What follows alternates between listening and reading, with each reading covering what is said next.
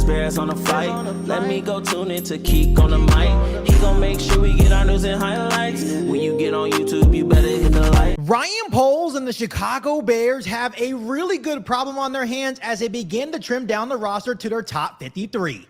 Hey, what's going on, Bears fans? Thank you so much for joining me for another episode of Keek on the Mic, the podcast all about the Chicago Bears.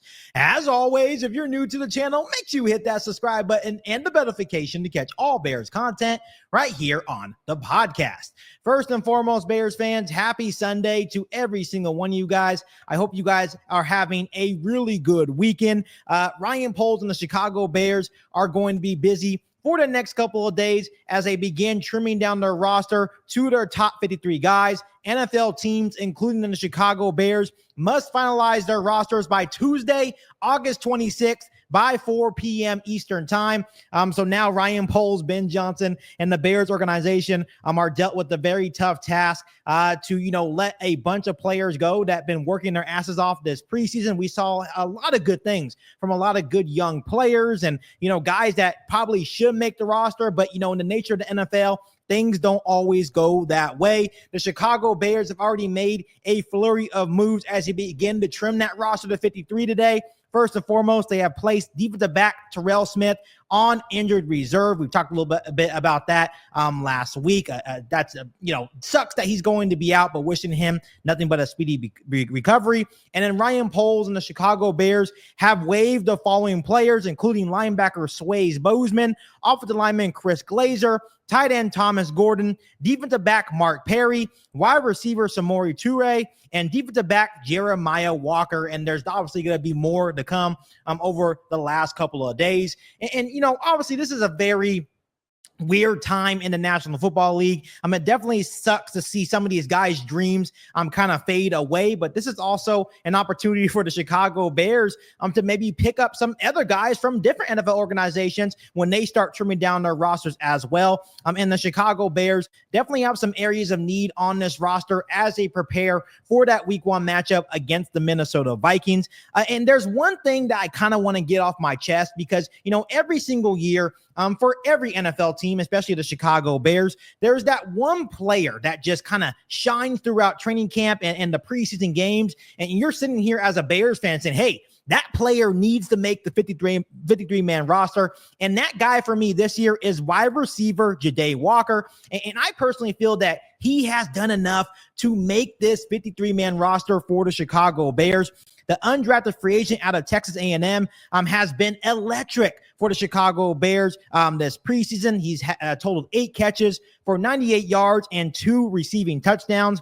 That included making a flurry of big plays as they walked it off against the Kansas City Chiefs on Friday night. He caught a 15-yard catch where he did a nice little toe tap on the sideline, followed by a 16-yard completion from Tyson Bagent, and then ended it with a 6-yard touchdown, receiving touchdown, go-ahead touchdown to beat the Kansas City Chiefs. And then on the very next play, made the play on special teams to secure the 29-27 win over the Chiefs on Friday night. But that wasn't the only plays that Jade Walker was making during the preseason, made some big plays against the Bills and Miami Dolphins, both as a receiver and special teams player as well. And he's also been stacking a lot of good practices during training camp as well. I know that Ben Johnson and Ryan Poles are keeping a close eye on him.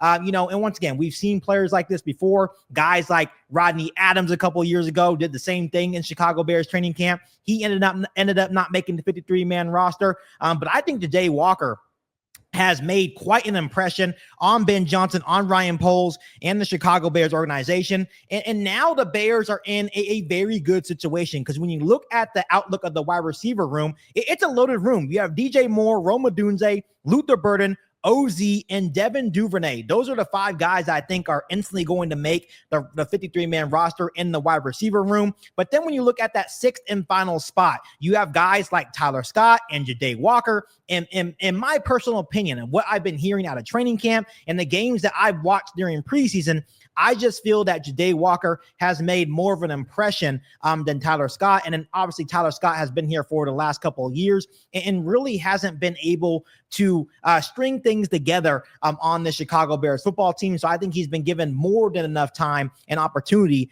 to showcase his skills. And then Jade Walker has just came in as an undrafted free agent out of Texas A&M, and has really, just taken everything with stride, and every opportunity that he has been given.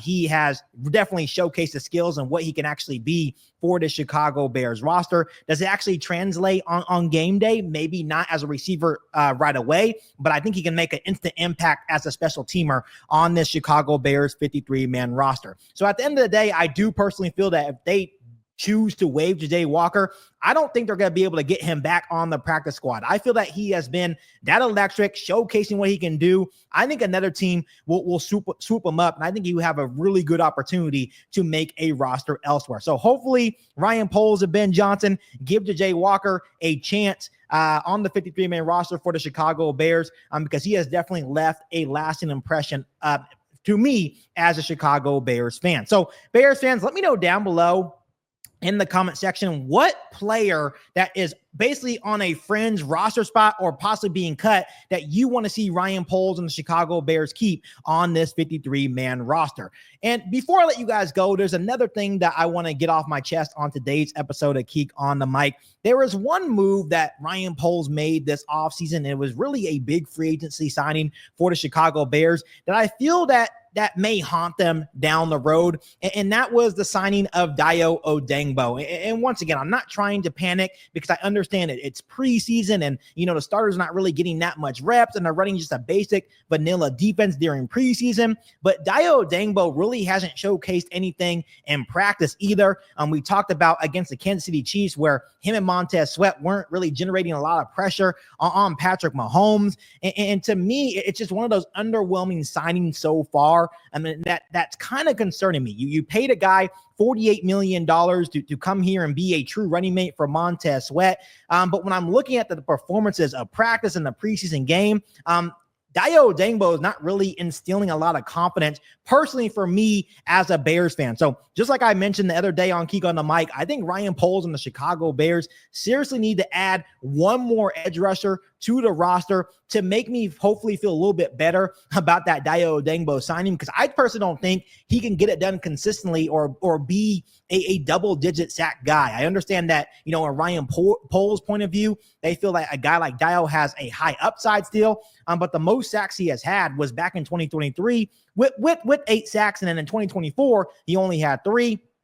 And to make matters worse, during these training camp practices, what I've been hearing about Dayo Odeyingbo and then what I've watched during preseason, not only was he not really generating a lot of pressure on opposing quarterbacks, he was really struggling against the run as well. And that was a big negative on the Chicago Bears defense last year, trying to get better against the run. And he's really not offering any support in any of those areas. So once again, not saying to go get Micah Parsons. I'm not saying to go get Trey Hendrickson.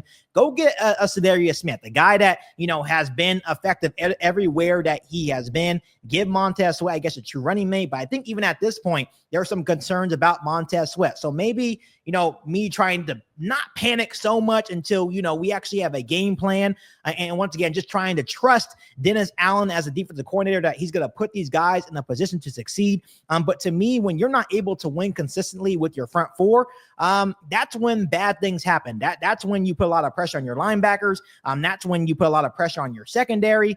And that's when things go downhill. And it seems that the Bears will be right back where they were last year when they weren't generating a lot of pressure and they weren't very good against the run. So hopefully this signing by Ryan Poles doesn't bite the Chicago Bears in the ass, because once again, $48 million is a whole lot of money, and you're expecting a high level amount of production from a guy like Dayo Odeyingbo when he's getting that type of money. So Bears fans, let me know down below in the comment section if you are also concerned about Dayo Odeyingbo and the Chicago Bears pass rush as we lean towards that week 1 matchup against the Minnesota Vikings. But other than that, Bears fans, make sure you guys continue to hit that subscribe button and the notification to catch all Bears content right here on the podcast.